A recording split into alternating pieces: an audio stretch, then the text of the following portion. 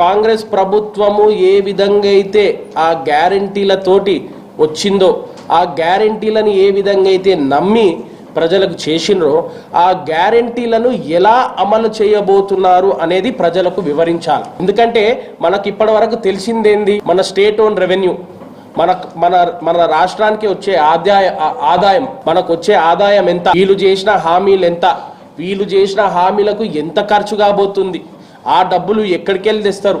ఎందుకంటే స్టేట్కి వచ్చే రెవెన్యూ, స్టేట్కి వచ్చే ఆదాయంలో మ్యాక్సిమం గవర్నమెంట్ జీతాలకు పోతాయి, కరెంటు తెచ్చుకున్నాము కరెంటు ఛార్జీలకు పోతాయి, పెన్షన్లు అనుకున్నాం పెన్షన్లకు పోతాయి.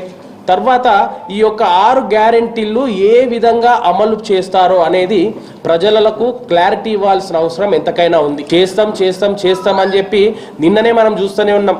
ఆర్టీసీ బస్సుల వ్యవస్థని ఫ్రీ చేసిన దాన్ని వ్యతిరేకిస్తలేం.